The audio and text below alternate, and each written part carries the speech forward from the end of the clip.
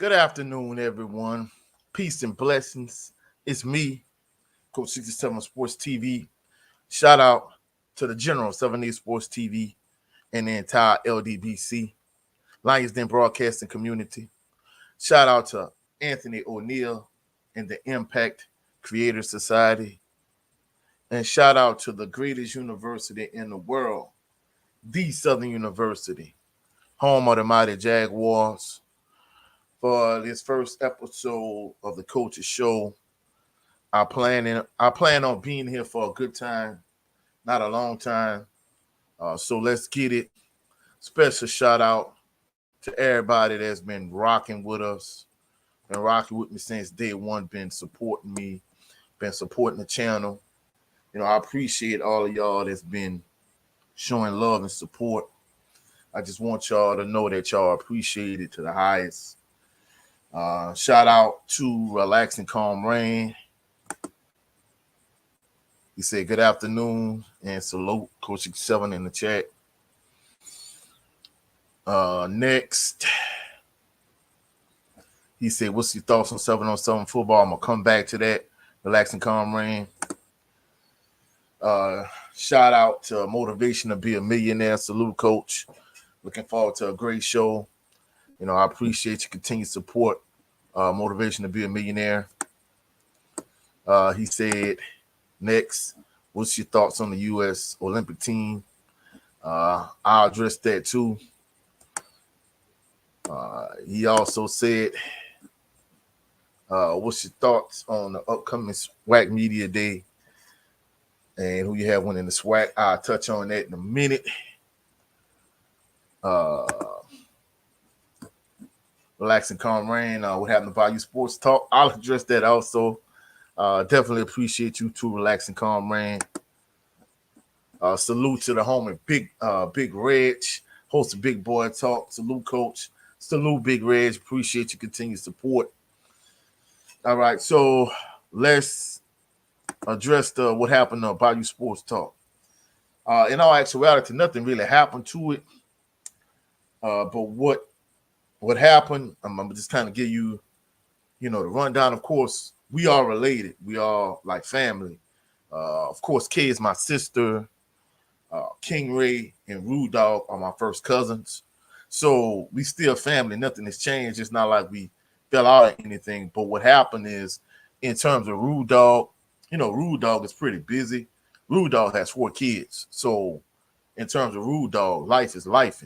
So in many instances, when we would do the show, Rude Dog, he really doesn't have time to do the show because, he may be busy with, one of his babies. He has 4 kids, and I think the youngest is like, around 2 or something like that. So Rude Dog has a lot going on. Rude Dog doesn't always have time to do Bayou Sports Talk. And in terms of Kay, Kay is, my only sibling. That's my sister.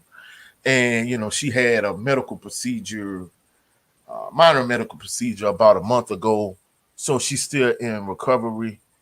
And in terms of King Ray, King Ray, basically more than anything, he has a hectic schedule also. And many instances he needs to get some rest. So it's hard to get 4 people all on one accord in terms of, doing a show. So that's the reason why, I pretty much pivoted from Bayou Sports Talk, which is a panel show with myself, my sister, my 2 first cousins.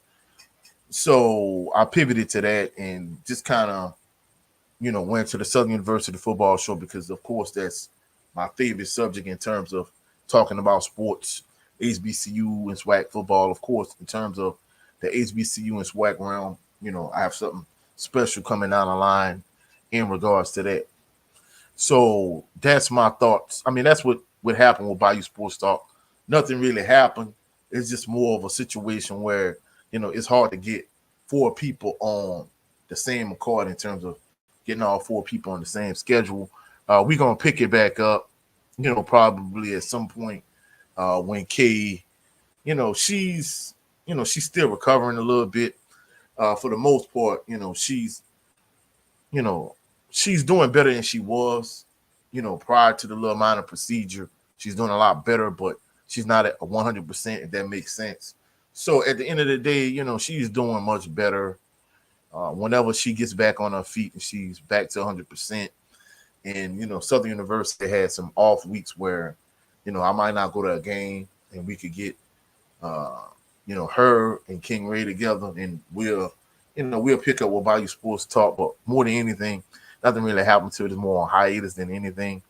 So at some point, we're going to, return to Bayou Sports Talk. In terms of motivation to be a millionaire, he said, what are your thoughts on the U.S. Olympic team? For the most part, truthfully speaking, I think the U.S. men's basketball team, the U.S. Olympic team, I think they're going to win a gold medal. I mean, for the most part, they have the best team in Olympics in terms of men's basketball. Now, I'm not saying they can't slip on a banana peel and potentially lose. They definitely, that can happen, but more than likely, I see them winning a gold medal. I see them winning a gold, not in terms of, Kawhi Leonard, stepping away and him being replaced with Derek White. I mean, for the most part, I'm surprised Kawhi Leonard was on the team anyway, because truthfully speaking, he's an extremely injury-prone player. I don't think he was fully healed. So I don't know why he was on the Olympic team anyway. I mean, his talent warrants that he's on the team, but in terms of his health, in terms of him being continuously healthy, really and truly, I don't know why he was on the team. And in all actuality, I kind of say the same thing, but Joel Embiid. Joel Embiid is another player. He's immensely talented, but he's perpetually hurt. So both of those players need to be low managed. If anything, I think both Kawhi Leonard and Joel Embiid pretty much need to focus on getting healthy for the upcoming NBA season. In the fact that, they were able to get Paul George from the LA Clippers. I mean, I think that was a good pickup for the 76ers, but more than anything, Embiid and Paul George, they're both going to be injury prone. They're both players that have a tendency to get hurt a lot. So in my estimation, in my opinion, if I was, cool, and of course, the thing that people don't understand, Ty Lue, who's the head coach of the Clippers, he's also one of the assistant coaches on the U.S. Olympic team. So I'm almost certain he had some input, and the entire, front office for the Clippers had some input, and they pretty much told Kawhi, like, hey, you need to get ready for the season. You're not healthy. You're a player that needs to be low managed every year to the extreme. So in that particular instance, it was just in his best interest, but more than anything, the best interest of the Clippers that he stepped away. And I think it's the same thing for Joel Embiid. I mean, to me, he seems to be laboring a little bit. He's not playing extremely well either. So I think it'd be in his best interest if in his best interest, and more than anything, the best interest of the Philadelphia 76ers, since they put so much money into him and Paul George, Tyrese Maxey, I think it's in their best interest if Embiid doesn't play and focuses on the season, and maybe you could replace him with someone else. In terms of Kawhi Leonard being replaced with Derek White, me personally, I think Jaylen Brown was the best fit in terms of replacement for Kawhi Leonard. But the thing with the U.S. Olympic team, a lot of these players are signed to certain shoe companies, whether it's Nike, whoever. And I think that probably played a role in it, that more than anything, that Jaylen Brown is signed with a certain shoe company. That's probably the reason why they didn't add him to the team instead of adding Jaylen Brown. So that's why they probably added Derek White as opposed to Jaylen Brown. And in addition to that, Kyrie Irving should be on the team also. But of course, a while back he had some bad publicity. And, the whole irony with the whole Kyrie Irving situation. Kyrie Irving didn't even say anything. All he did was tweet a link to a movie, from, basically, they say the movie was anti-Semitic, but it's more of a Hebrew Israelite type documentary movie. And, I guess, people from the Jewish community was offended. And as a result, he got a lot of backlash. But yet you have somebody like Ryan Garcia who went on multiple racist rants, and there's no consequences for his action, no real backlash. But that's the irony. That's the reason why, Jalen Brown and Kyrie Irving didn't replace Kawhi Leonard as opposed to Derek White. I think Derek White is a good player, but I don't think he was the best fit for the team. I think either Kyrie Irving or Jalen Brown. That's in my personal opinion. In terms of relaxing, calm rain question, in terms of what are my thoughts on 7-on-7 football? Well, I'm more of a proponent of 11-on-11 because, I was an offensive lineman, even though people might look at me in size and stature, be like, you played on the offensive line. Yeah, that's why all the teams I coach, whether I'm assistant coach, whether I'm the head coach, I always work with the offensive and defensive linemen. I think winning, of course, you need skilled players to complement the linemen, but you have to have good linemen up front to be successful. And when I say good linemen up front, I'm talking about on both sides of the ball. So I'm more of a proponent of 7-on-7. I mean, I'm more of a proponent of 11-on-11. But, I am getting ready to coach a 7-on-7 team. We tried to, do something, earlier this summer, at the beginning of the summer. Things really didn't come to fruition in terms of, a lot of players for Memorial Day weekend, they were out of town. And then once we really did try to get it going, we really couldn't get things going from the standpoint of, people couldn't come to practice. And then a lot of players I wanted, they decided they wanted to play like AAU basketball or some type of travel league baseball, or they just decided they wanted to work out for their high school team. So they had to go to workouts, early in the morning or whatever the case may be. So as a result, I didn't have the team, but I am pushing trials back to September. So I'm more of a opponent of 11-on-11, but I'm getting ready to coach my own 7-on-7 team. So I think it's for those skilled players that play 7-on-7. I think it's beneficial, and I think it's a good thing. But in terms of 7-on-7, some of these players, they get carried away with the little antics that really wouldn't fly in normal tackle football. So for the most part, I'm not anti 7-on-7. I'm just more of a proponent of 11-on-11. But I think if you're a good skill player and you have your head and your shoulders on right, I think 7-on-7 could be a tool that you could use to get you to where you need to be, if that makes sense. Now, in terms of motivation to be a millionaire's question, what are my thoughts on upcoming SWAC Media Day and who do I have winning the SWAC? So in terms of SWAC Media Day, for those individuals that don't know, SWAC Media Day is coming up. It's going to be on this coming Tuesday. And in terms of looking at things from a Southern University perspective, looking at the pictures Coach Graves is posted, it seems as if from a defensive standpoint, Kelby Givens is going to be the player that he takes with him the SWAC Media Day. From an offensive standpoint, it seems as if he's going to go with Chandler Whitfield. So more than likely, it's going to be Coach Graves, Kelby Givens, and Chandler Whitfield that's going to accompany Coach Graves to SWAC Media Day. In terms of the media day itself, more than anything, I mean, it's just kind of something to do. I don't put a whole lot of stock in a media day. Now, the thing I kind of look forward to the most in terms of media day is the predictions for who's going to win the SWAC East, who's going to win the SWAC West, and who's going to win the SWAC overall. Of course, for this particular episode, I didn't get in the, excuse me, HBCU game days, schedule. I didn't get into that yet. I didn't get into, what's going on with FAMU. I'm not going to get into that, all of those things in this particular episode of the Culture Show.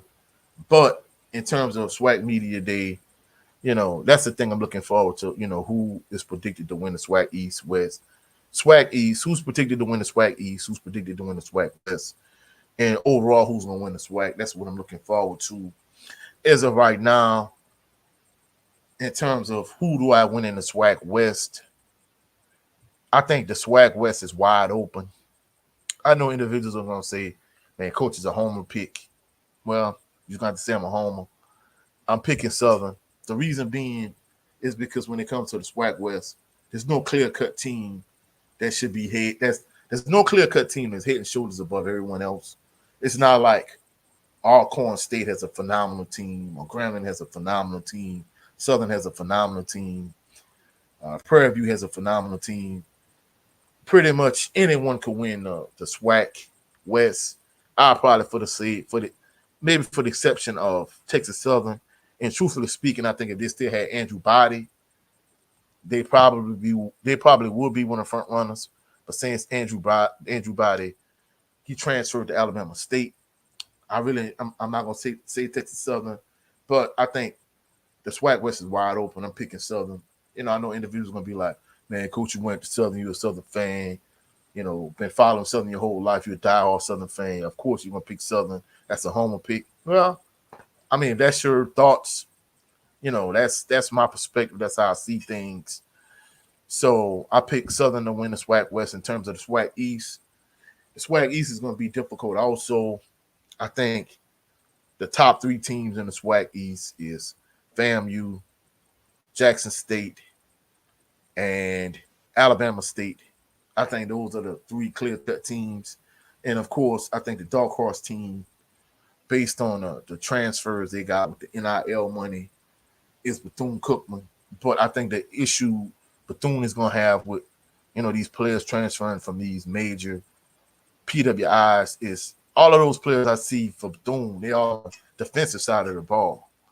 And as a result, I think those teams are the teams to beat in the East. But I'm picking Jackson State to win the East. So I picked Jackson State to win the East. Southern win the West. Now, I think last year, in terms of the East, I think FAMU was the clear-cut favorite with Jeremy Musa coming back, and with them having a senior-heavy team. Basically, they were the team to beat in the East, and the team overall to beat in the SWAC. That's why they were predicted to win the East and the SWAC last year. In terms of, who I have to win the overall SWAC, you're going to have to tune in the next week's show. I'll talk about it. So more than anything, in terms of SWAC Media Day, I feel like, I'm not huge on Media Day. Of course, I like the coverage that the SWAC gets in terms of Media Day. I like the different outlets, so on and so forth. I wish the SWAC and just the HBCU in general got more media attention, more media coverage, whether it's, SWAC Media Day, MEAC Media Day, SCIAC, just HBCU sports in just general. But the main thing I look forward to, in terms of, SWAC Media Day is who's going to be predicted to win the SWAC East, the SWAC West, and just who's going to win the SWAC overall. And not only that, but the all SWAC teams. In terms of individuals, I think from Southern that could make an all SWAC team, of course, Kelby Givens, I think without question. I think Willie Miles defensively. I think those two are definitely kind of like the front runner players in terms of who can make all SWAC team. Offensive side, I definitely say Chandler Whitfield, but it's going to be contingent on who's the quarterback and if they could do a better job than Harold Blood did last year in terms of getting the ball to his weapons. Because let's be truthful, last year from a receiver standpoint, you had August Petrie III, who I felt like was the best wide receiver that Southern had last year. And in addition to that, you had Jalen Howard, who was a beast. He could take the top off of defense. And I think more than anything, I think Southern had multiple weapons that could have potentially made, all SWAC last year. I think those were your top two receivers. I think you had four receivers that could have potentially made an all SWAC team. But, not having a strong offensive line play up front, and then more than anything, not having the right quarterback that could get them the ball, where they could do things. And I think the icing on the cake in terms of, you know, just bad things overall in terms of, not living up to your fullest potential. The fact that Eric Dooley, just from a play calling standpoint, he didn't do a great job, in terms of getting Arlis Petrie and Jalen Howard and Chandler Whitfield and those guys the ball. I think that was it more than anything. But I think more than anything, it was Harold Blood, just not being able to get him the ball. I think all of those things, those combination of things is the reason why, one of Southern, like four talented receivers, why they couldn't make all SWAC. I think you had four receivers that could have potentially made an all SWAC team.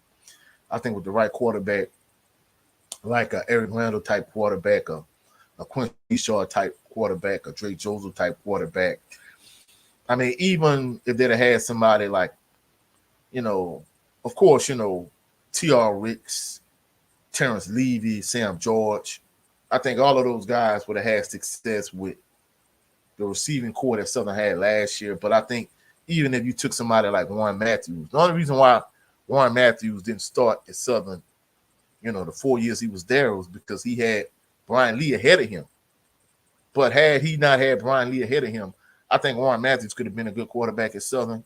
And I think even if you took him, in his prime, in his heyday, and you'd have added him to last year's team, I honestly, legitimately think that Southern's team from last year could have made a SWAC championship game. I'm not saying they would have won with a Warren Matthews, but I think if you look at what Warren Matthews was in the little time I actually got to saw him play when he was at Southern, of course, his senior year, Pete Richardson realized he wasn't going to beat out Brian Lee, and he transitioned him from quarterback to tight end. With me, the issue with that was if Brian Lee ever got hurt, were they ever going to put Warren Matthews back at quarterback, in emergency situations? Of course, we didn't need to find out because Brian Lee didn't get hurt his senior year. But the point I'm trying to make is I think a quarterback like Warren Matthews last year, like maybe his senior year at Southern, if you'd have took that version of Warren Matthews and you'd have added him to Southern teams last year, or even if you'd have got, Clinton Bubba McDaniel for one more year, I honestly think that's the team that could have, went to the SWAC championship game, maybe even won a SWAC championship with Clinton Bubba McDaniel. So, overall, in terms of, SWAC Media Day, I think the main thing I'm looking forward to is, who's going to be on the all SWAC teams, but more than anything, who's going to be predicted to win SWAC East, the SWAC West, and who's predicted to win the SWAC overall. The next edition of the Coaches Show, I'm going to talk about SWAC Media Day. In addition to that, I'm going to talk about the situation with FAMU. I'm also going to talk about, some different things, the highlights of SWAC Media Day. So the highlights of SWAC Media Day, who's predicted to make the SWAC teams, who predicted to win the SWAC East, SWAC West, and the SWAC overall. Like I said again, the situation with FAMU, and just, the HBCU schedule when it comes to, HBCU goal and game day and all that type of thing. So I'm going to talk about all of those things in the next edition of the Coaches Show. I appreciate everybody that, dropped in to check out the show. And everyone that's going to watch it on playback, I appreciate the love and support of everybody that's been rocking with me. Appreciate Big Red for stopping through, Relax and Calm Rain, Motivation to Be a Millionaire, and everybody that's, been supporting the show, supporting my channel, and been rocking with me since day one. Before I sign off, for those individuals that have not done so already, check out Swag Talk with C. Wells and I. We had a special edition of Swag Talk, a 4th of July edition, where I was his special guest. We talked about Southern University in depth in terms of, who are the key players to watch out for in terms of Southern, offensively, defensively, what direction we think Southern is going to go in for the upcoming season. We also talked about the Southern Conference component of it in terms of Southern being, Southern, need to win those Southern Conference games against Nicholls State and against McNeese State to kind of, get their mojo going in the right direction. We talked about a variety of different things on that show, so check out C. Wells, not just the edition of Swag Talk that I was on, but, just his show in general, go and support that brother, another HBCU content creator like myself. Also, go check out Carlos Brown on the Carlos Brown Show. He's, a part of Jericho Broadcasting Network, HBCU, Black Sports Network. Go check out Carlos Brown. Also, go check out my brother, Brent Fox. With his show, It's Just Me, my LDBC brethren. Go check out Brent Fox. Also, check out my brother Cadillac Red, Supreme Beast Boxing Talk. This past Thursday, we started something new with the Coach's Playbook. Go check out Supreme Beast Boxing Talk. Of course, he has a couple different shows, Views from the Lack, Usual Suspects. Go check out Supreme Beast Boxing Talk. Him and the brother 503 Lion. Go check out both of their channels. Last but certainly not least, check out my brother, Jared 11 Green, Southern Baller Show. Last week's edition of Southern Baller Show, we talked about, top 10 nose guards of all time, nose guards and defensive tackles in the NFL. We talked about that. It was a real good discussion with himself, his twin JB, and myself. Pretty good conversation. We talked about a variety of different topics. Of course, we also talked about the scumbag cheater, Ryan Garcia. We talked about him also. So go check out my brother Jared 11 Green. Go check out all these content creators I just talked about, all these individuals I support, I rock with. Hopefully you enjoyed the show. And special happy birthday to my brother Jared 11 Green and his twin JB, on the Southern Baller Show. Speaking of my brother Jared 11 Green, what up, Coach? Salute to you, bro. Happy birthday to you and JB. Hopefully y'all enjoy the weekend. We don't know if you're going to do tomorrow's edition of the Southern Baller Show. If you don't, just enjoy your birthday weekend. But if you do, just hit me up. I'm ready to rock and roll. But this is going to wrap up, the first edition of the Coaches Show. I appreciate everybody that stopped in, show love and support. I'll catch y'all next weekend. Catch y'all on the rebound. Y'all have a blessed and phenomenal evening. Have a blessed and phenomenal weekend. I'm also going to drop some Southern University content during the week. I got something else that I'm going to do that's non-Southern University related. Some new content I'm gonna start dropping. So y'all check out for that. Catch y'all on the rebound. Y'all have a blessed and phenomenal evening, blessed and phenomenal weekend. Catch y'all on the rebound. Peace and blessings. Everybody stay up.